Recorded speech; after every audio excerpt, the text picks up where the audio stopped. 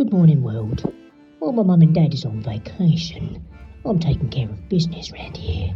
Whenever you're surfing the web online, you never know what kind of dangers are lurking in the shadows. That's why me and my family use Surfshark VPN to protect us when we're on the internet. Dad's always watching out for us and our privacy. It's important to protect your data. That information is yours. That's your territory, and you don't want anyone stealing that. Surfshark protects you and your data by hiding your IP address so people can't sneakily look at your information. It's honestly the safest way to surf the web. And another great thing about hiding your IP address is that it can make it look like you're coming in from a different country. That means when you're on programs like Netflix, you can watch different programs. Stuff from Japan, Philippines, even Korea, all over the world. And if it's just the safety features you're after, you never know what kind of pirates and hackers are looking at what you're getting up to online. Your data is valuable, and so is your privacy. So use Surfshark VPN to protect that. To be honest, I could do with a little bit more privacy right now. I'm doing a boo! Leave me! Anyway, if you're looking for an exclusive Surfshark deal, enter the promo code 8miles at the checkout and get 3 months extra for free. Nice. So it looks like Poppy's taking care of business over on the island, and we are going to do the Q&A, starting with our members' questions. If you could choose for Story, what do you want her to be when she grows up? I can't choose for Story. No. It's impossible to predict what the world is going to be like in the future. Yeah, I would just say whatever she chooses to do, it has to make her happy and she has to love doing it. In my opinion, it needs to be something that can be done remotely so that she can travel around. Because for us, that's been the most important change in our life. Yeah. Being able to work from anywhere in the world changes your life massively. Yeah, but when you ask Story, she says at the moment she wants to be an artist Yeah. and draw, because that's like the thing that she loves doing most at the moment is drawing. The next part of that question is what are your favourite memories in Thailand, Portugal and the Philippines so far? So for Thailand, the culture and the kind of just how exotic it feels when you're there. And you have such different things to what we're used to in the UK, like the temples, the sounds and the smells and everything merging together. It feels different. And the banana farm that we lived on in Chiang Rai holds some very special memories for us there. It was very cool. A very We loved special it there. part of Thailand, which Yeah. reminds us a little bit like Siargao in the Philippines. So Yeah. that's part of Thailand we like. In Yeah. Portugal, it was just how peaceful and quiet it was. Like just kind of zero crime. Everything was really, it felt like you were just there by yourself all the Yeah. time. So it was a great place to raise Story. Again, the smells, I've got a thing about smells. So in Portugal, it was very eucalyptus, where we lived in central Portugal, with the eucalyptus and the pine and the cool, crisp mornings. That was very nice. The climate in the summer was Yeah. incredible. And the produce you could get there all over the country Yeah. was amazing. Obviously having Story as well there, that was a pretty good memory. And in Thailand, we made the decision to have Story. So that kind of blends together. That was nice. For the Philippines, it's basically just the people that we've met here, the way we've been treated, just the incredible generosity of the Filipino people has been a real outstanding feature. Yeah. And just the feeling of living in paradise for the last 3 years it stands out to Yeah. me. I would say my favourite kind of day out experience so far has been swimming with the sea turtles in Bohol, and on the island, just how free it feels. Yeah. And that question was from Gian Reyes. So moving on to the next question from Jay Paulino. How do you handle Story's bad days or tantrums sometimes? Well, we don't film it, for one. Yeah. We feel like it would be unfair to her to make that as a memory for thousands of people to see around the world. It's not, it's a personal moment. Yeah. And honestly, Story's tantrums, now that she's 6.5, they're very few and far between. But if it does happen, it's generally because she's getting frustrated with something, or she's bored, or she's hungry. So we just give her some time out. If we're at home, we say, go and take some time, chill out in your room, and come out when you're feeling a bit better and you can talk to us.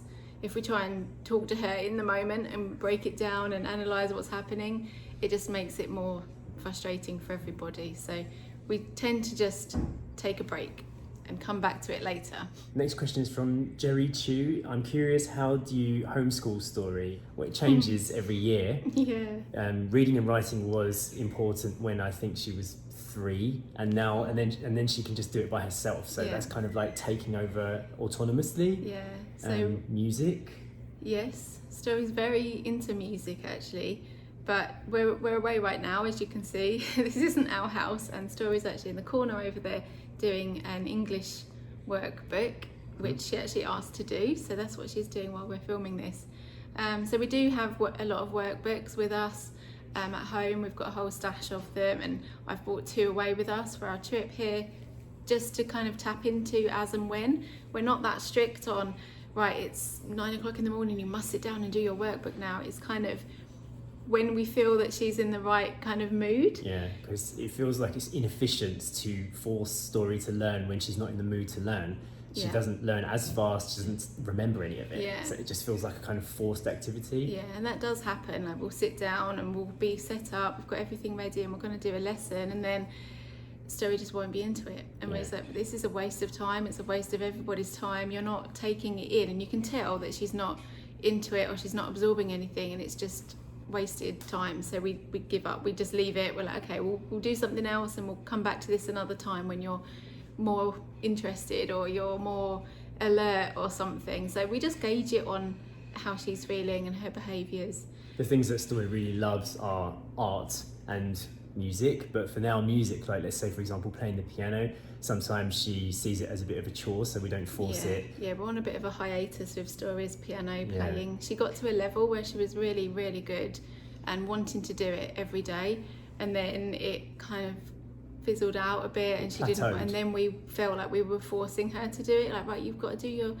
piano practice now, and she just wasn't. And then she'd get frustrated with it. So again, it goes back to the kind of seeing what Story's into as and when, and going with her. It's very child-led, the way that we do things. Writing lyrics for songs and singing stuff is something that she does enjoy doing as a kind Yeah. of pastime, so that's how we're nurturing that Yeah. for now. Another good activity, if you want something to try out, is we do this quite often, where if we're going shopping, rather than just having Story, tagging along with us, we get her to write out the shopping list. So she's practicing her writing and then reading. And then when we go to the shop, she's got her shopping list. She has to read what we need, how many of things. And then to take it another step, you can then even add up the prices. And then you've got your maths included in that as well. Yeah, it That's does work. quite a good thing to do. It's easier to remember because it's a real world activity. Yeah. Next question is from Roalf. All my life I've had to explain how to say and spell my name every time I meet new people. I'm just curious if I've had the same experience, because my name is not Jay, my name is Jmayel.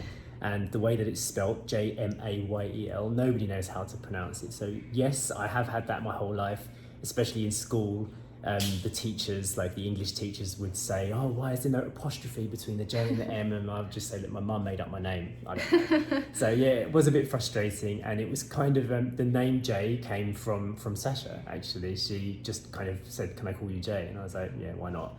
And then just kind of stuck. So yeah, it was partially because of convenience, and just it was a nickname that stuck. I do find though that people in Asia are much better at saying my name than people in England were. So that helps.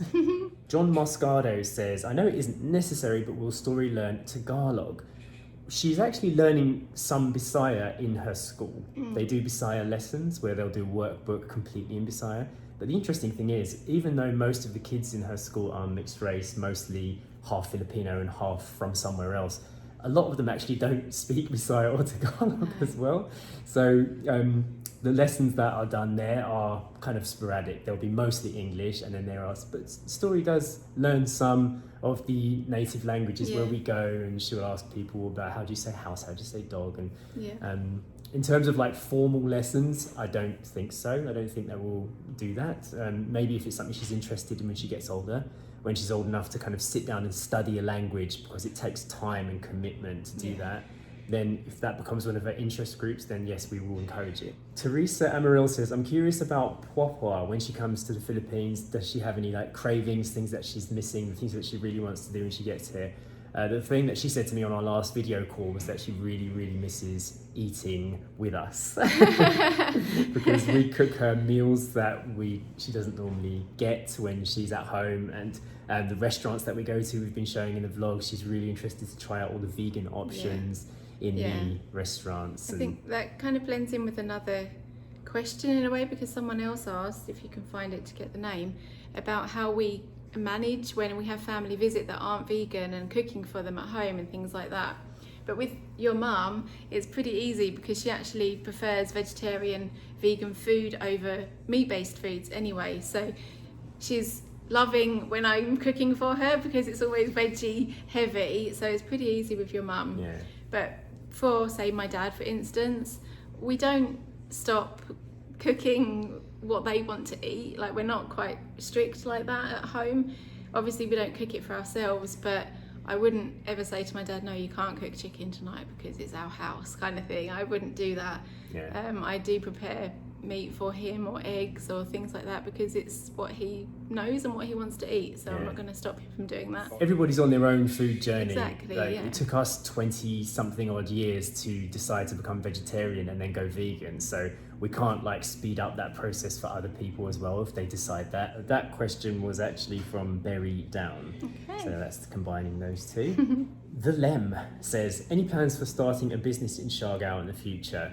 I think probably the most likely physical kind of business we would have would be an Airbnb. Yeah, just agree. Somewhere that somebody could rent, like a separate property on our land that somebody could rent out. In terms of like having a food business on the island, very tricky logistically. Yes. I'm not sure if we could manage the staff if we were out of the country. Yeah, also there's so much competition as well. New coffee shops and restaurants and cafes are popping up almost every day on the island, and they also close down as well just as quickly sometimes. So I don't think for us it would be something that we want to delve into. It's not where our skill sets lie. No, it's However, not. I do feel though, if we did get involved in something like that, it would be a group effort. Like we would like be a an collective. we would be an investor in something we believe in, but we would let the other investors who have more experience in that industry take care of that side of it, and we would just be part of like paying for it, I think. And marketing it, Marketing and it advertising for it. Millard T-Bai says, any plans for touring Luzon? We want to tour Luzon more in the future with Poppy. But yeah, we will be going to Tagaytay with Emma, Jay's mum. So that will be it for this trip. Yeah.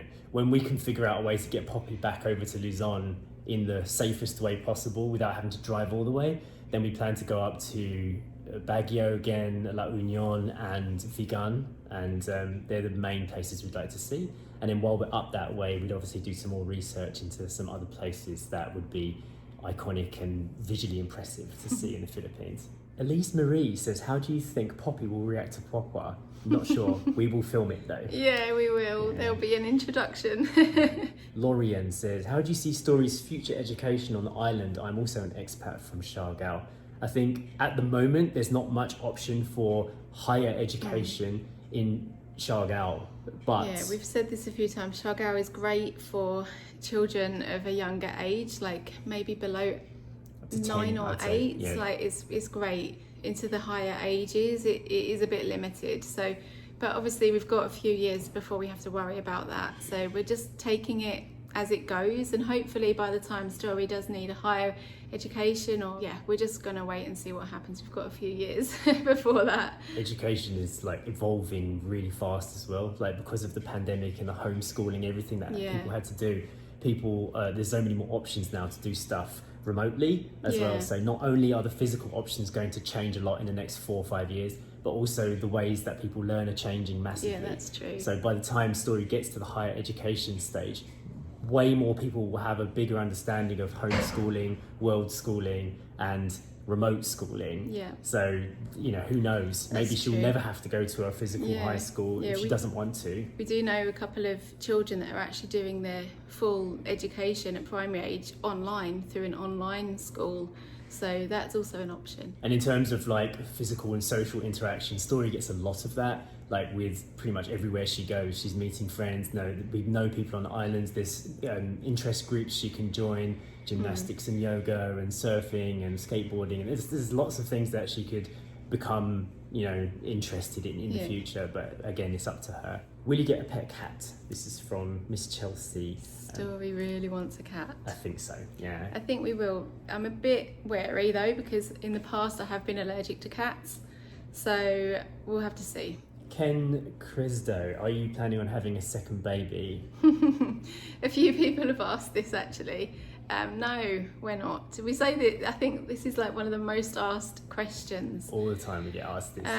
But I think to go into it a bit more about why, I think I would say that the time when we would have been thinking about having a second baby was after our Asia trip. And then everyone knows what happened. There was the pandemic, there was the lockdown, and we ended up on Siargao Island where there's no hospital, and just a lot of things all happened at once. The state of the world changed, and a lot of kind of what ifs happened. Yeah. So that would have been the time, maybe 2 or 3 years ago. Story would have been 3.5, 4. It would have been a good age. I do feel like the state of the world does play a huge factor. There is a lot of things happening that I feel like we have very little to no control over, like the storms and the volcanoes exploding and just like, how much waste we produce as a human race. And we read a lot of like kind of vegan books and magazines and stuff and material, and they say that one of the best ways to like reduce your footprint, your carbon footprint, is to have less kids. Yeah. And I know that sounds a little bit strange, but it's like obviously the less humans there are, humans are the people that make all of the problems, right, on this planet. So the idea of just having another kid for the sake of it, it's a decision to make. We've really been happy with just having one kid, and we really like our life with our little family, and now we have Poppy, and she kind of added another element to family life, which was really nice. But we just want to concentrate on Story and raise one really lovely good human. Yeah. Exactly. And like we've got the time and the energy to do that, and we've got no control over what the second child might be. That there may be medical issues as well, you don't know, and that could completely upend your entire life. Yeah, so, my birth with Story wasn't great. It wasn't what I wanted it to be, and it was very traumatic, and the thought of possibly having to go through that again also put me off. I don't think there will be a baby anytime soon, if ever. MLO Past says, what is the one British thing you miss despite living in the Philippines for 3 years? I'd say probably having some cold weather. Yeah.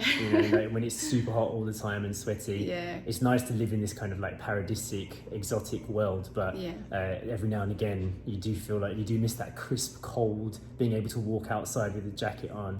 We were really happy when we discovered how close South Korea was. Because we could get our cold fix. Yeah, you can get a cold fix without having to go all the way back to the UK, which costs a lot of money and everything. Yeah, I think I don't miss anything kind of, and no foods or anything like that. I would say I miss kind of walks in the forest and the crunchy leaves under your feet in the autumn time. And I know some people would say like, oh, what about family? Yeah, like obviously we miss family, but when we went back to England last time, we spent time with family and it's a lovely experience. But then we do feel that because we live abroad, when family comes to see us abroad, we have a better all-round experience because everyone is in the right mindset, everyone's happier.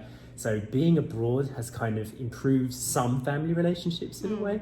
But then once a year, we do plan to go back to the UK for people who can't make it out here, because it's obviously unfair to expect people to come to us all the time. Yeah. So I think this year, like last year, we went back in the summertime and we had an amazing time. It was like the perfect English summer. And we are hoping to go back in the winter this year. Possibly for Story's birthday, possibly for Christmas. We haven't decided yet, but that will be our kind of cold fix then. Amanda Mia Coco says, will you be going to Japan on your travels? Because I loved your Seoul vlogs. Yes, I would love to. Yeah, we would love to next year. If you don't know already, Lola Lou's lived in Japan for over 20 years. She speaks Japanese, and Grandad Rob loves Japan, loves it. And they went back there last year, this year, and they loved it. And so they plan kind of like regular trips there in a way. And because we all now live closer to Japan in a way, we do hope that we could do like a combined trip where when they next go, we go together. Yeah, and I think that's one of the good things about where we have chosen to live right now and base ourselves on Siargao is that we are in Asia, so going to places like Japan and Seoul is more accessible than if we were in London. So we would like to do more Asian travel outside of the Philippines as well, and Japan is next on the list to go to. We've never been, neither of us. Yeah. And we have been told by quite a few people that we would love it there. So definitely hope to go possibly next year. Yeah. Same person says, why didn't you continue living in Thailand permanently? Was it visa issues? Mostly. Yeah. It was getting really, really hard to stay there with long-term visas. Yeah, and then I was pregnant with Story, so then we had the worry of what would happen when she was born with visas, and would we have to do the visa runs with a tiny baby, and we also wanted to be closer to family when we had our child, and especially because my dad was ill at the time, Yeah. and he was finding it difficult to do long distance travel, so we knew that with a young baby we needed to be closer to him in his last year of life or so. Yeah, we had been in Thailand 4.5 years at this point, and we just felt that it was a good time to change the page, you know, start a new chapter. So we thought we would leave and have Story in Europe and be out of Asia for a while. But yeah, we love Thailand. Here's a controversial question from Not Jeffrey. Some people say veganism kills more animals indirectly than meat eaters. What's your reaction?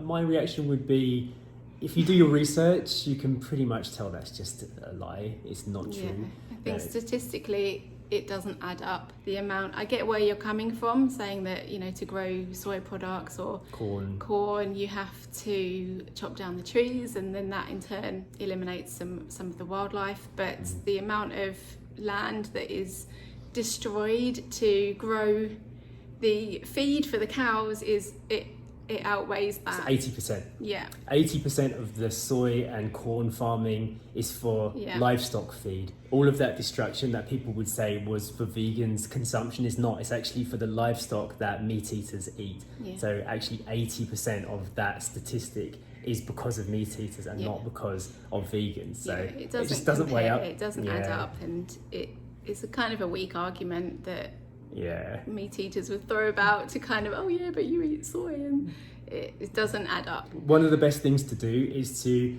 educate yourself, basically. There's this Instagram page that we follow called Vegan Food and Living, and it has light snippets of information. It's not too heavy, and it just gives you little statistics about why being vegan is good for the world, good for climate change, good for your health.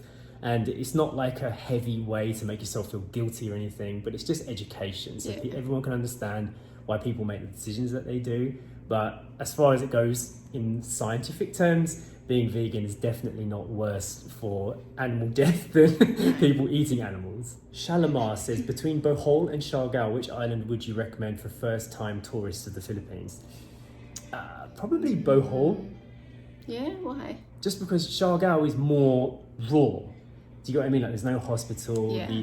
Once you get here, you can tell it's a very small island. Infrastructure-wise, it's a little bit weaker. Things break easier. Like, the electricity supply is more intermittent.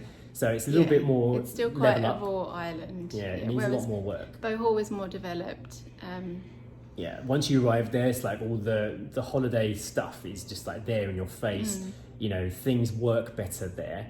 But Siargao would be like your next step in. It's very different, a different feel when you get here. They both have their advantages. When is your family coming? Well, Popeye's going to be here in 2 days. Yeah, so very soon. Yeah, and the rest of my family is going to be here in August. So we'll be celebrating my birthday and my brother's birthday together in Siargao in August. Apple16 says, what happened to your car project in Cebu? That's our vintage truck.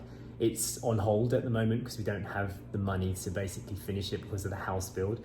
But it will get done. Yeah, we still plan on having it. And Halifix says, will you be moving to BGC or Makati eventually? I don't think we'll move there, but if we can afford to, we'd like to invest in a property there, like have a condo or something, maybe rent it out in the future. Yeah, I would love that, to have a condo in BGC and then be able to have a base here as well in the city. That would be kind of the dream scenario, but right now, it's not possible. Spoiled Sherilyn says, I want to know what kind of food you prepare for Poppy. Okay. So we buy a vegetable-based biscuit, a high quality one from Cebu, which gets delivered in 20 kilo bags. Yeah. And we mix that with something called dog greens, which is a nutritional product from America. Yeah, it's full of vitamins and minerals that dogs Seaweed, need. yeah, and- algae, seaweed, and like it's really high quality stuff. And also, Yeah, we also put in some nutritional yeast. This is kind of like her every day. She eats about 150 to 200 grams a day, and also coconut oil. Yes, we like mix in. virgin, like cold pressed, high quality coconut oil. Yeah, So she she's does a eat bit quite of a well. pampered Aspen. But I have to say, since we've been adding the coconut oil to her food, her fur has gotten so soft. She's very silky now that she's been having the oils, and I think that's kind of contributed to that. Yeah. But she also loves our food as well. She'll eat anything she can get her hands on. She's quite greedy. Tofu, chickpeas. So yeah, she loves rice. Rice. She loves rice. When I even lift up the rice cooker, it makes a kind of springy noise, like I turn around and she's there, like rice. So she does have rice in her food as well quite often. And finally, I am Shelley says, are you leaving the Philippines soon? If you're asking, like, are we leaving for good? No, we don't have a plan to leave for good at all. Obviously, we've got a lot of things here. We're very invested in the country. We want to stay here long term. I think to expand on it a little bit, it would be amazing if we could build our base here and be here for most of every year. But then also be able to travel for maybe up to 3 months a year would be a dream, but that's like a very far off future dream, I think. I don't think we'd be able to afford to do that anytime soon. But yeah, we're not planning on leaving the Philippines to move to another country. No. And our next time we do leave will probably be at the end of the year when we go back to England to see family. Yeah. So I think that's about all we have time for. It's turned into a very long video. Yeah. Lots of questions, but I hope it answered what you're thinking of. All right, Story has joined us. She's going to do the shout out for us today. Take it away, Story. So, this shout out is going to Jerry Chew. Jerry Chew. Yay! Jerry Chew. Hi. Jerry Chew. Thank you for becoming a member of our channel. If you guys are interested in getting your own shout out, there's a join button down below and in the links below the video. Check it Thank out. you so much for becoming our members. There's Jerry Chew. Yeah, okay. Thank you, Story. I hope you've enjoyed today's update and we will see you in the next one. Bye. Bye, Jerry Chew.